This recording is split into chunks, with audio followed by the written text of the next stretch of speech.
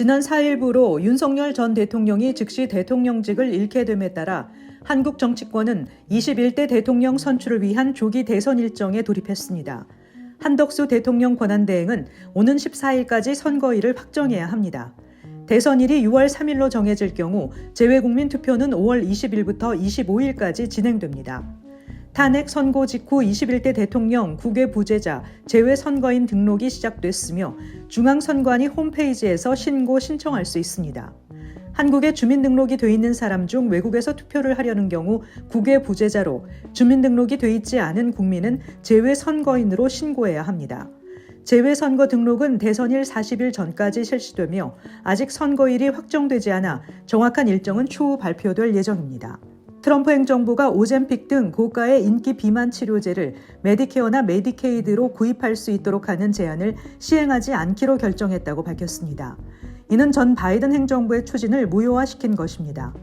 바이든 전 행정부에서는 비만 환자에 대한 체중 감량 약물 보장을 금지한 법률을 재해석해 비만이 현재 질병으로 널리 인정되고 있기 때문에 이 질병의 치료는 메디케어의 파트 D 처방약 혜택으로 보장돼야 한다고 주장했습니다.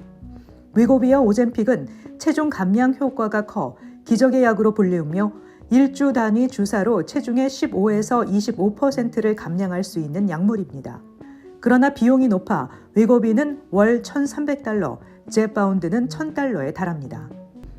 연방법원이 뉴욕주의 공공보건자금 3억 6천만 달러 등 연방보건보조금을 삭감하기로 한 도널드 트럼프 행정부의 결정에 일시 중지 명령을 내렸습니다. 로드아일랜드 연방법원은 뉴욕, 뉴저지 등 23개 주 연합이 제기한 소송에 대해 트럼프 행정부가 연방보건보조금 120억 달러를 삭감하지 못하도록 14일 동안 집행정지 명령을 내린다고 밝혔습니다. 앞서 트럼프 행정부는 120억 달러가 넘는 연방보건보조금을 삭감하기로 결정했고 뉴욕주 검찰 등 23개 주 검찰연합은 이에 대항해 소송을 제기했습니다. 연방보건보조금이 삭감될 경우 뉴욕주의 공공보건자금 3억 6천만 달러가 줄어들 것으로 예상되며 캐시 호컬 뉴욕주지사는 이로 인해 뉴욕주의 정신건강과 약물치료, 전염병 추적 등에 큰 문제가 생길 것이라고 우려했습니다.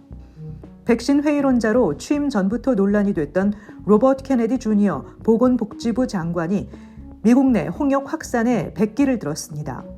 케네디 장관은 홍역 확산을 막을 수 있는 가장 효과적인 방법은 MMR 백신이라고 밝혔습니다. 그는 지난달 초 질병통제예방센터 팀이 홍역 확산 대응을 위해 텍사스 곳곳에 배치돼 MMR 백신 및 의약품 공급을 지원했다고 강조했습니다. 이를 통해 신규 확진 및 입원 사례가 줄었다는 것입니다. 그에 따르면 현재 미국에서는 22개 주에서 642건의 홍역 사례가 확인됐습니다. 이들 중 499건이 텍사스에 몰려 있습니다. 케네디 장관은 그레그 에벗 주지사와 협의하에 CDC 등을 통한 지원을 약속했습니다.